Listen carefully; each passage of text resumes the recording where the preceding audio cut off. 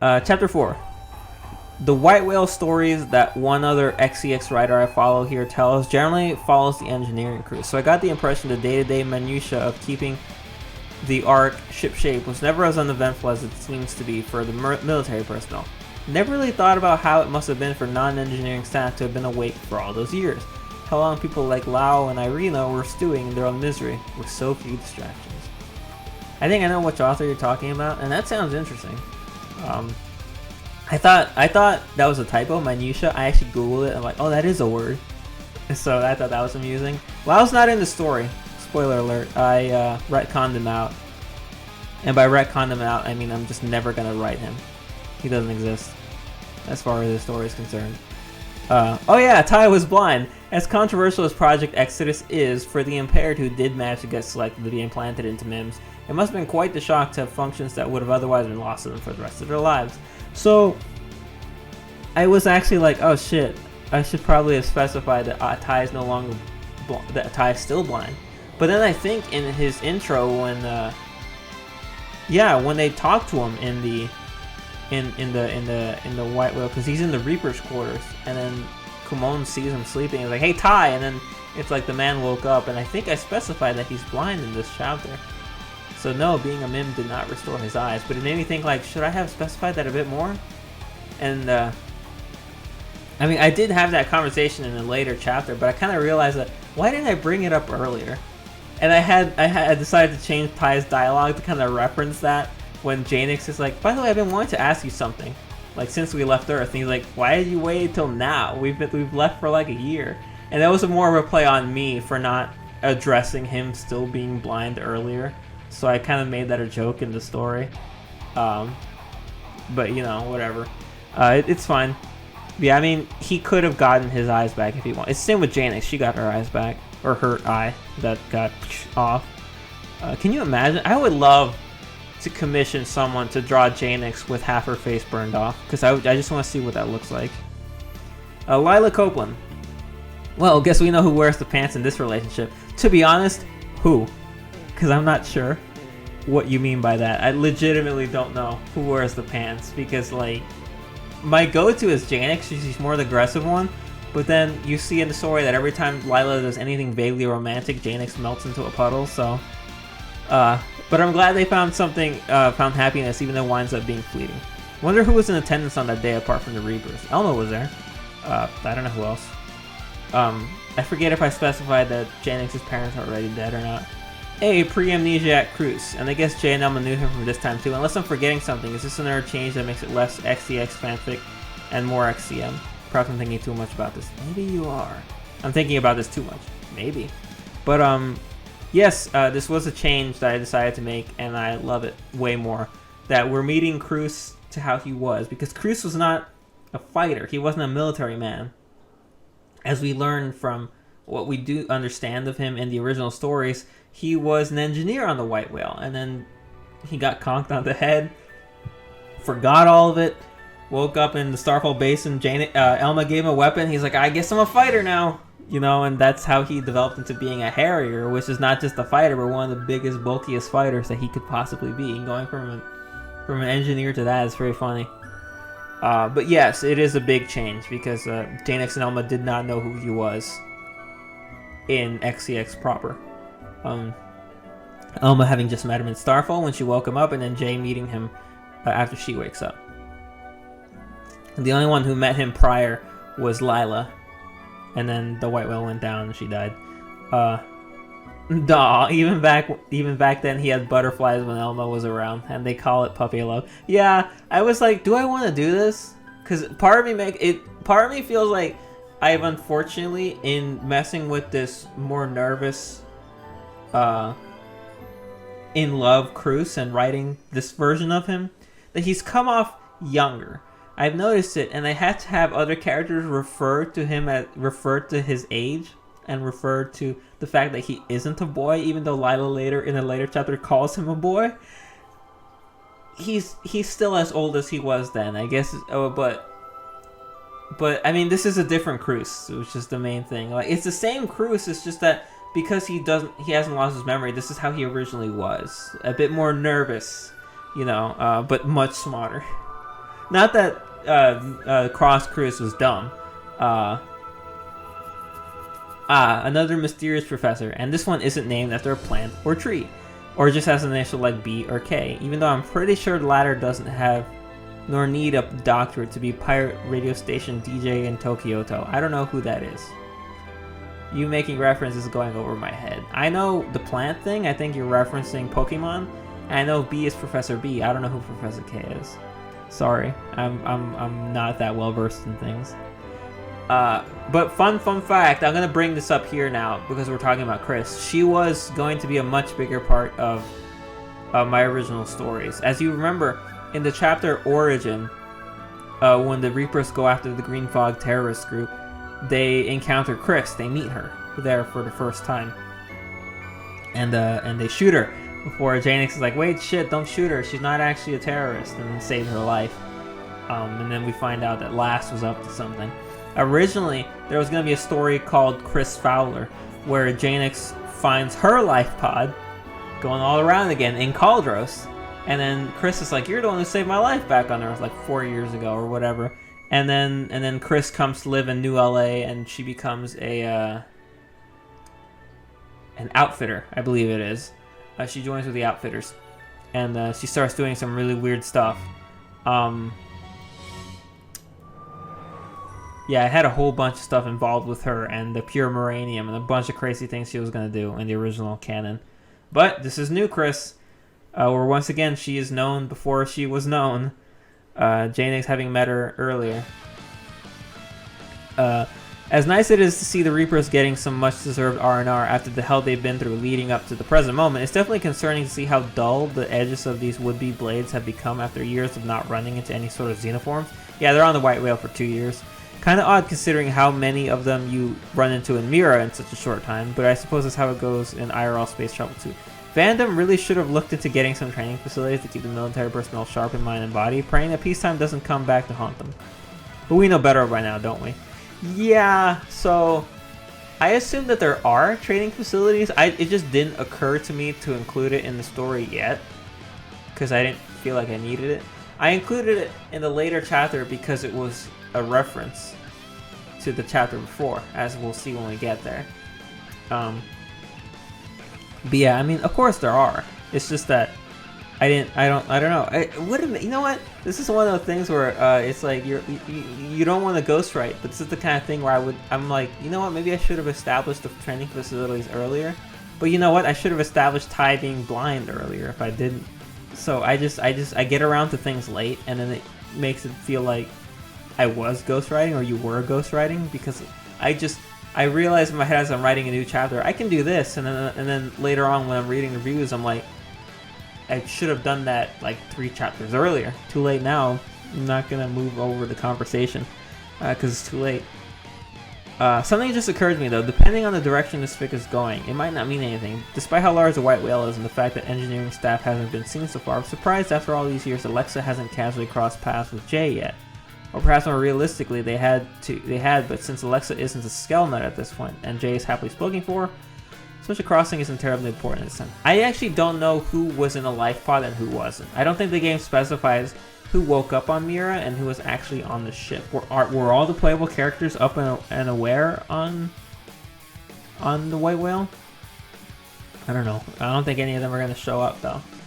I'm trying to keep the cast focused, which is a little odd that I noticed this as I'm writing the story, and I don't know if it's a bad thing, but conversation in this story is 90% carried out by Elma and my OCs.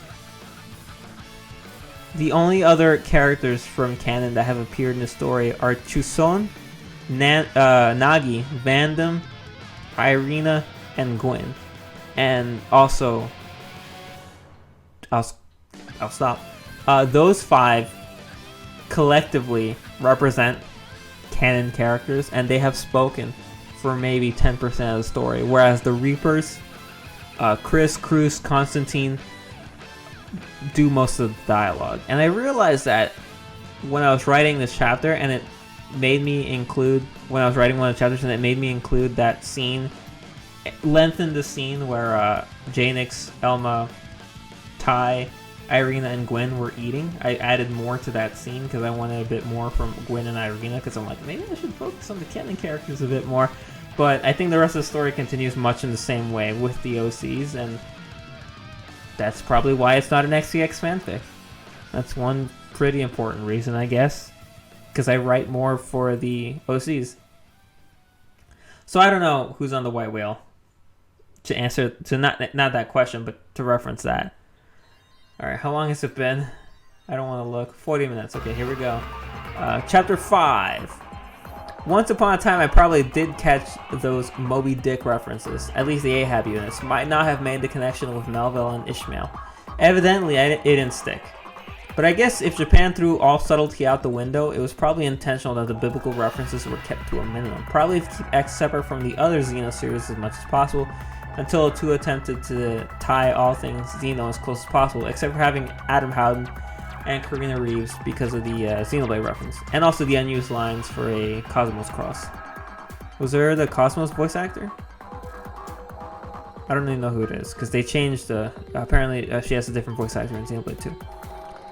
I know you said not to worry about ghostwriting, but I still feel the need to apologize. Unless we happen to be on the same wavelength, I didn't think that an offside jab at Elma in Chapter 2 or 3's review would have influenced the fic.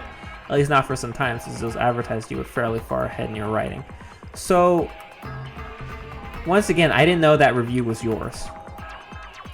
I thought like someone was like, that's pointing out the jab.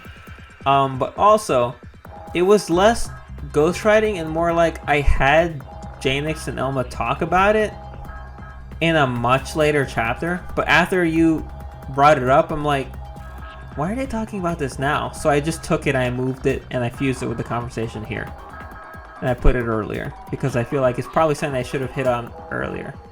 Also, actually, Chapter 5, if it's the one I think it is, let me go look at it really quickly. Scroll, scroll, scroll. Yeah, 2052, I think this is the one. This is the one with the mission, right? Where they go to see Chris? Or when Eren meets Chris? Yes, it is. So originally, this chapter was only that. It started with Kumon being like, alright, at attention. And he's like, okay, there's a bomb threat, blah, blah, blah, let's go do it. They go out there, Eren meets Chris, gas goes off, they come back, they have a talk, then Janix goes to see Elma. They find out who Chris is, and then the chapter ends with Chris being like, well, things aren't going well. That was the original. There was no flashbacks in this chapter, and then they realized, I need flashbacks because I need to iron out some more details and do a bit more. And once again, just focus on Janix and Elma's relationship. Primarily, I realized that in chapter 3, Janix and Elma never talked about Ion. And so I was like, I kind of want Janix to know a little bit about that because I want them to bond over having siblings. So I threw in a flashback in this one with her going to visit Elma's home, which I realized a few chapters later that she actually lived in an apartment. She said that she had one during one of her heart-to-hearts. I think the one where she references having a cat. But I changed it to being a room within the ECP building, so I guess it's still kind of an apartment, but a less fancy one. I mean, a more fancy one. But so imagine this chapter without all that. That was the original version of it, and you can see that it's much better because it has these interspliced nice moments in it, ironing out the characters a bit more and the bonds, and also having Lila and Janix interact and Elma interact, and then introducing Aegis, Elma's cat. I don't remember if she specifies what her cat is, but I just call it a tabby because I have a tabby. At least I think she's a tabby. Kibby. I think she is. She's an orange cat with like socks. Anyway. So that's a long way of saying it's not ghostwriting. It's more like ghost moving. You convinced me to move the conversation earlier, and I meshed it in with the rest of this chapter.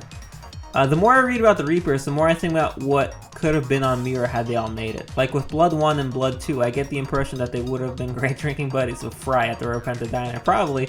In fact, I feel like Fry would ride home with the Reapers if it weren't for his moniker sticking out like a sore thumb. General, Corporal, Major, Strategist, Killer Ostrich. I don't know. Sounds like it fits to me. Rip Aegis. Would have been nice if she had made it like Aisha. It was even a Mim Kitty. I forget if Elma's second heart-to-heart she described her cat's fur color. If not, it's now my personal headcanon that Aegis is some shade of brown and white, complete with a marshmallow tail. Sounds adorable. Yeah, when I thought of Aegis, I just imagined Kitty. She's orange, like I said, has a white socks. The white on her chest looks fancy. I don't know. But that's what I imagine. I don't know. I honestly don't remember if Elma specifically mentioned what her cat was. Considering how powerful Skells are compared to non-Mims, at least those without overdrive gears. Even without overdrive, yeah, reverse-engineered Skells used by all-outs would kind of suck to deal with, to say the least. Yeah, once again though, I mean, it's true. And I regularly imply that the outlaws are not super bright, at least not to the extent that some people seem to believe they are, but you can't risk it. Like, it just takes one bad day, one bad shot for someone's Skell to get totaled and then the outlaws to get it, and then who knows what would happen. But I also included that line to reference the fact that yes, they have their Skells and yes, they've already been training in them, because I don't want people to think that their first major engagement and use of the Skells was during the Exodus, because that'd be stupid. So that was one reason I also included that line. Unless Aaron just referred to herself in the third and almost immediately second person, whose voice was addressing Lila, Aaron, and Jay. When you said that, I had to like scan the whole story to be like, what the fuck is he talking about? Like, did I actually include some screw up like that? And I did. And so what I wrote, let's see, it's when Aaron, it's right before Aaron goes off to investigate Chris on her own. Let's see. Here we are. Okay, so Erin is looking around. She notices a heat signature. She gets on her walkie and she's like, alone patrol? Huh. Strategist Agent Corporal, can you three handle this? Yes, she's referring to herself. And then Janix replies with, all over. What do you see out there? And she's like, not sure, I'll let you know. And then she leaves. I didn't realize that I had screwed up. I didn't realize that I forgot Ty. I forgot all about Ty. She was supposed to be, it was Aaron saying that, but she was supposed to be referring to Major Agent and Corporal, not Strategist Agent and Corporal. So I rewrote it. I changed the little dialogue. I swapped Strategist for Major. So if you look in the chapter now, you'll see that it says Major Agent Corporal. So it was her, but she was talking to the rest of the team and asking them if they can continue keeping their eyes on the mass destruction while she goes to investigate this heat signature. So it was her. Maybe it's because of how much I like characters like the Doctor, Ludwig von Drake, and Ben 10's Professor Paradox, but I'm really digging Fowler and her personality so far. I hope to see more of her later on. I hope she doesn't disappoint you, because I'm doing a lot of things with Chris that I didn't expect I would be doing with her. But yeah, I like Chris. Also fun, I'm going to bring this up now. So, did you notice? So Chris originally was on the Discord. Once again, people did a thing at one day where they just all decided to gender swap their cross and create a new character that way. So I gender swapped Janix and Cruz, and I created a male Cruz, a female Cruz, and a male Janix. And I'm like, what do I want to name them? So for Janix, I named the male version Jax, Jaxx. For Cruz, I'm like, oh, I got it. Genius idea. I named her Chris. Get it? Chris Cruz? Crisscross? I'm a fucking genius. Like, pay me right now. Couple typos and voice confusion aside, not that they in any way diminished my enjoyment, I really like the formatting and context of this particular chapter. And I think that definitely helps with the flashback. The back and forth between the present and the past break up the action. More action in the Lala sectors and time with the Reapers before they were implanted into their Mims. Fowler. Not sure what the method to the chapter structure of the overall story is at the moment, but I'm sure it all makes sense in time. There is no method to this madness. I'm fucking crazy, and I need more time with the characters to develop their relationships. That's basically it. And I'm jumping between past and present. I do like doing it. It's a lot of fun. Even though sometimes it leaves me in places where I realize, well, that's dumb. Because like one thing I was almost going to change in chapter 2052 was that Elma finds out for the first time ever that Janix cooks. And I'm like, it's been like 2 years since they became friends. How is it that she doesn't know that Janix cooks? Is there any sensible explanation for that? The first chapter ends with Elma going to eat with the Reapers. I don't specify who cooked the food. And Janix doesn't make a reference to it like she did it, because she was training at the time, so maybe it wasn't hers. But it's the kind of thing where I realized, shit. And I was like, oh wait. The flashback, the flashback sections of Janix at Elma's house, I can just not specify what year they're in. And then people will just assume like, oh, maybe this is shortly after they met. But then it ends with with them being called to the mission that the rest of the chapter takes place in. So there's a gap of like an evening between. So I decided to ignore it and just be like, whatever. Yes, she didn't know she could cook. It never came up in conversation. Never did. Moving on. Chapter 6. So they do have training facilities. Yep. But as you can tell, this also was not another instance of ghostwriting. It could very well have been. And I'll get on you for the rest of your comment. But as you saw in previous chapter, I included a scene where Janix was at like the training facility in the Reaper's quarters, or in the Reaper base in the Lawless sectors, because I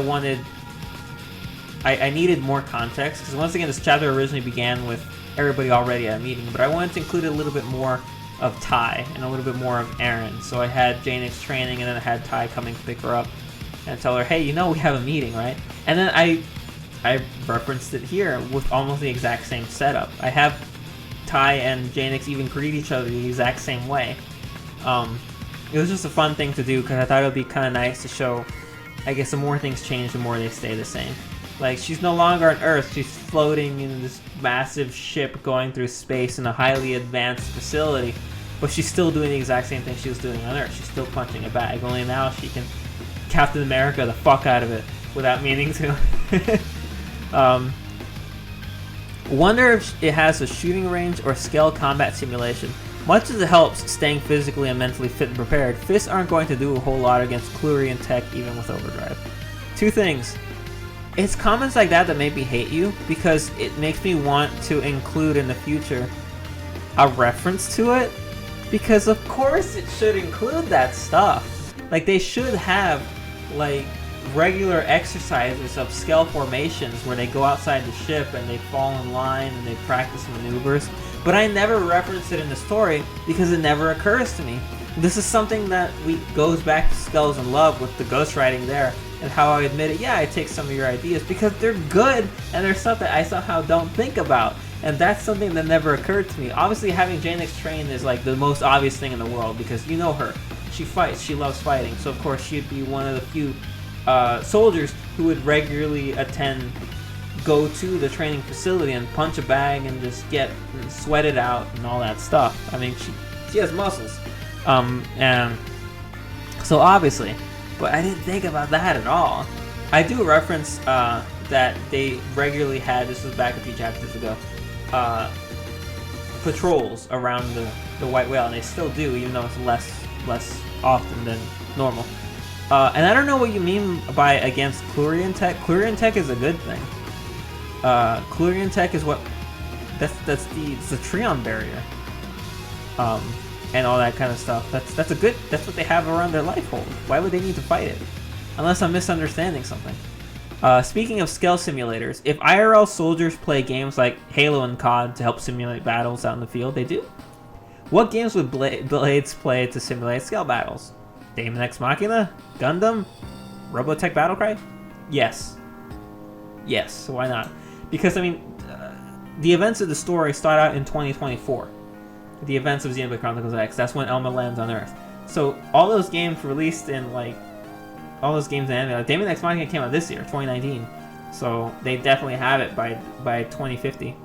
Maybe it's still Pinnacle? I don't know.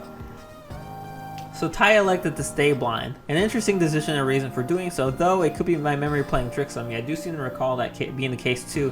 in a previous work of yours. So I wonder how much Tai had to fight to remain blind, since I imagine the people running ECP will want their chosen few to be as close to peak performance as possible. Good point. Once again, something I didn't think of. I don't know. As they imply, I just had it that he chose not to turn his lights on when his MIM activated, or his eyes on. So, like, if he wanted to, he could just go see an officer. They would flick him on, and oh my gosh, I can see now. But he doesn't want to. One of my favorite things about writing Tai is writing him blind and showing that there are some things that he needs a little aid with.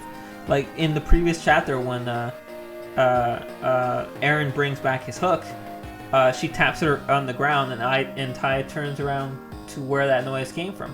And so when she throws it to him, he already knows where to reach to grab it because he knows where it's coming from. Similarly, in this chapter, when Janix has decided she's going to leave the room, she taps his shoulder and he understands what that means and just immediately starts walking in line with her because she let him know. And I like writing things like that, and that's actually the real reason why I kept Tai blind, is because I like showing how the characters have adapted to and understand how to interact with him. It might be a little odd for combat because you're like, well, how does he see where people are?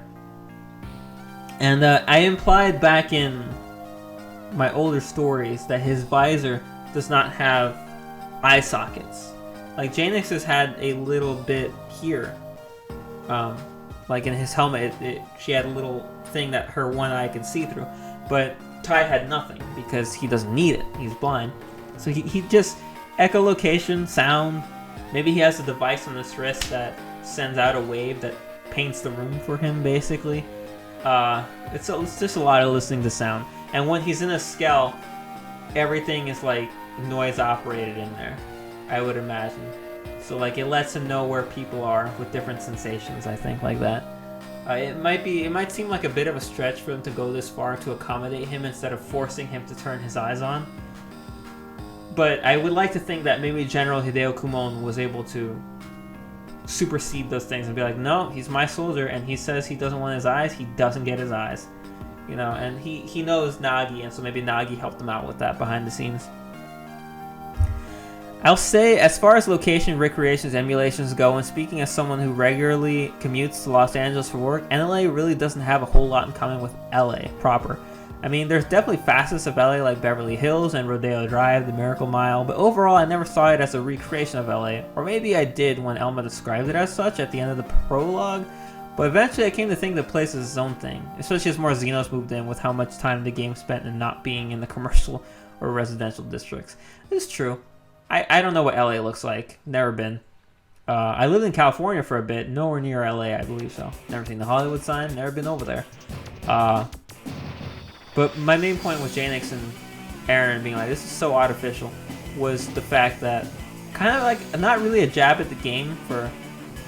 It was actually more of a reference to when NLA was first revealed, and you saw in one of the earlier trailers, you saw Cross running through it, and they're like, it looks like your characters just got lost in some of the yards of GTA 5, and people were so thrown off by that. So I guess it was a little bit of a reference to that.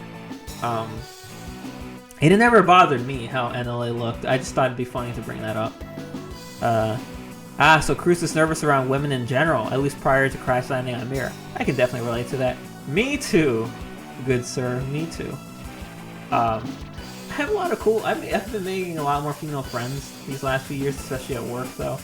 One of the people I get along with the most well is Denise. She's like my boss. She's awesome, though, and I love talking to her. So I'm glad I'm less nervous than Cruz, at least, but I'm still nervous from time to time with different people. He had trouble fishing too? Has there been any stories about his encounters with lowfids and other fish like Indigen? No.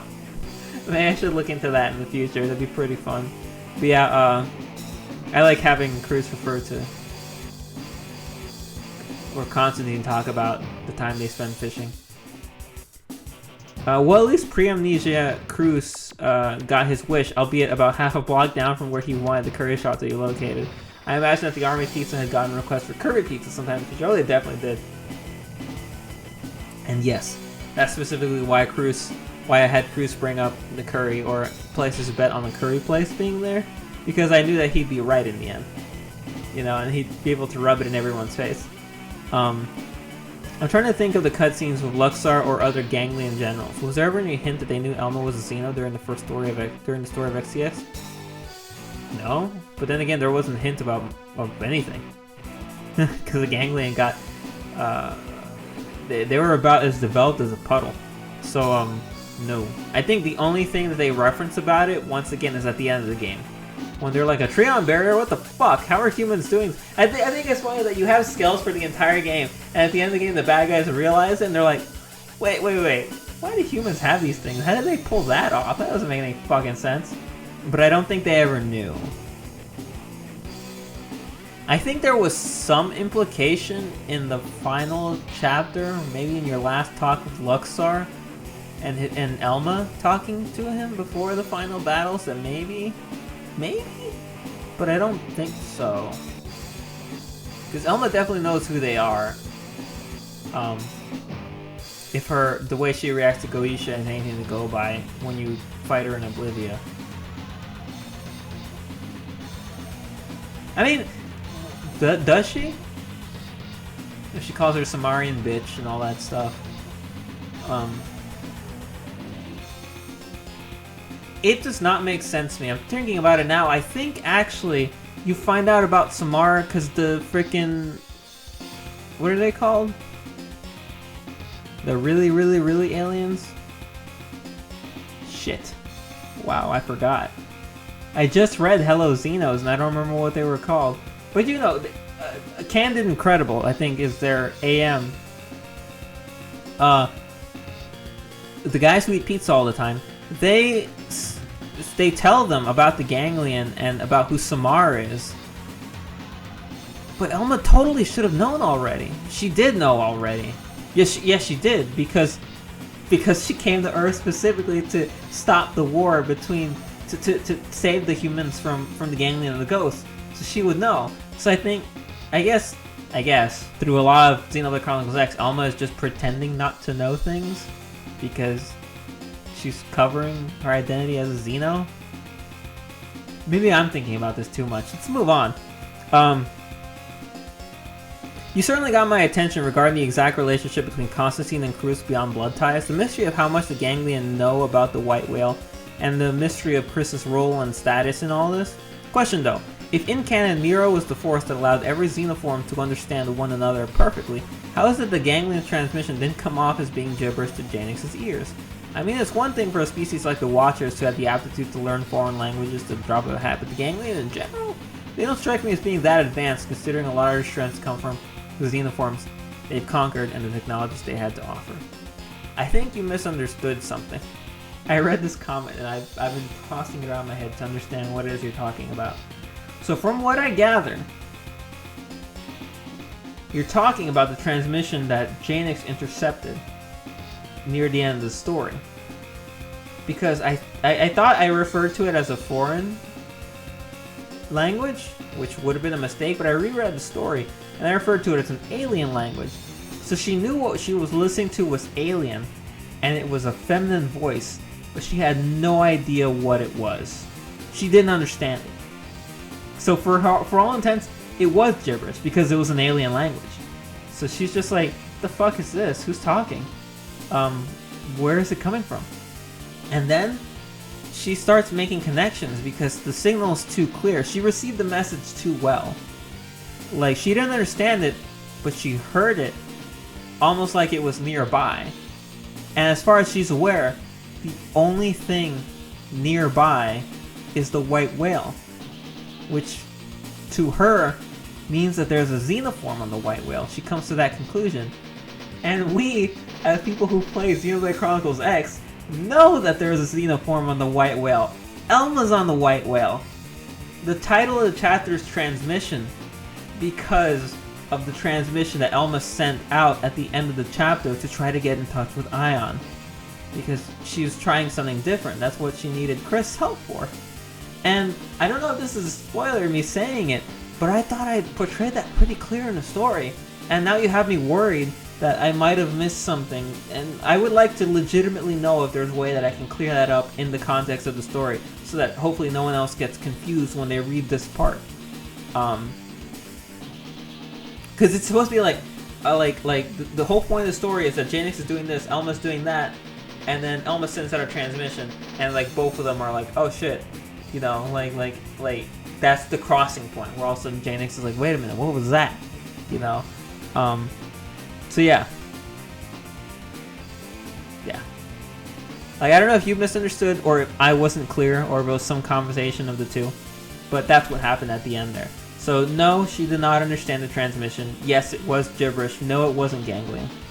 Oh, and a follow-up on a previous musing with the question. Don't feel like you have to answer it though, it's just another musing. What divisions would the Reapers fall in if they survived the Ganglion's last space attack? I see most of them as interceptors, but Eren seems like she'd fit in other divisions. Then there's Kumon, or if you would wind up in the government position like Nagi, then also like Nagi yearn to get his hands dirty and sneak out on Blade mission.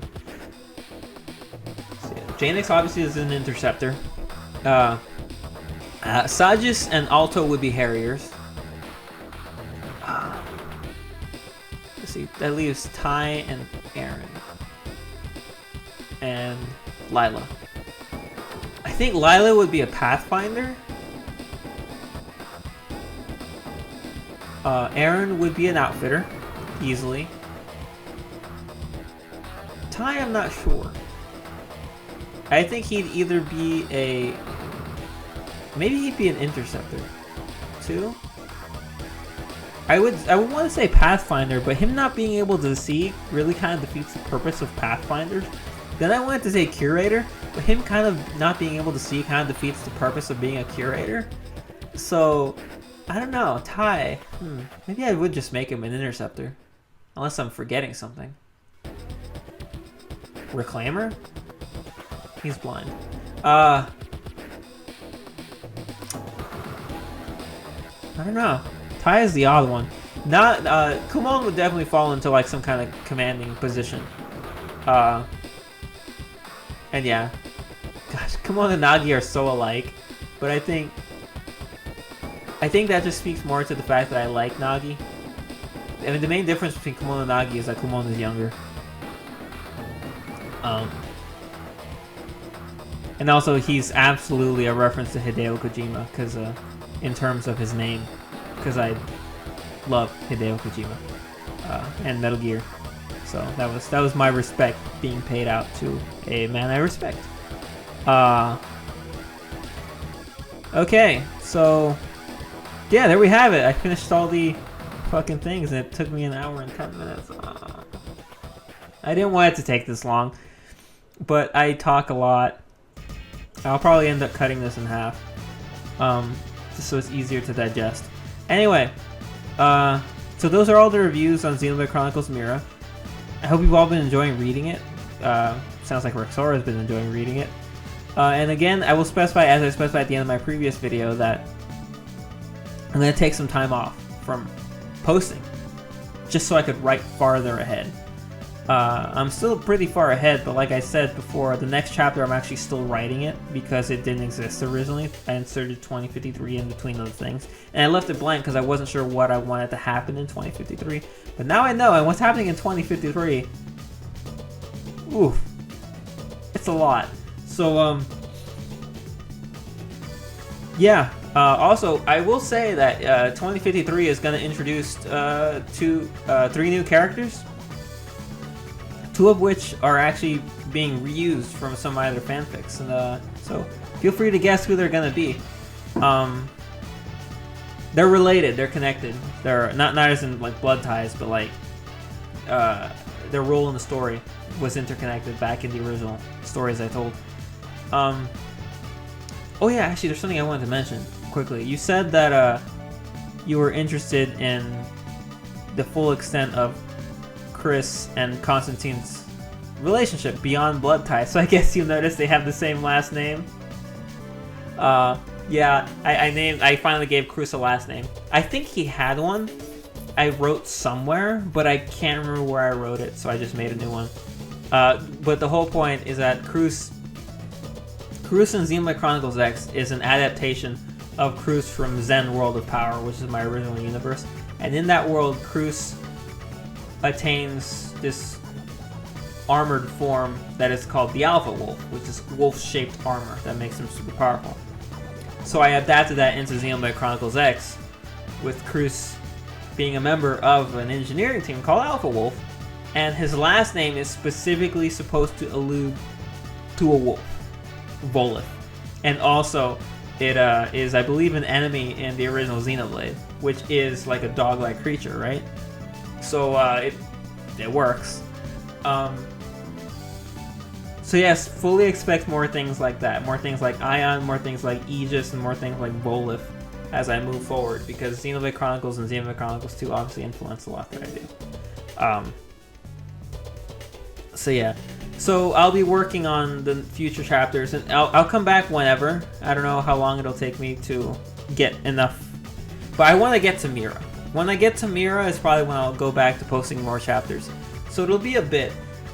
But yeah. I'd like to recommend reading Bloodlust, but if you haven't played Code Vein,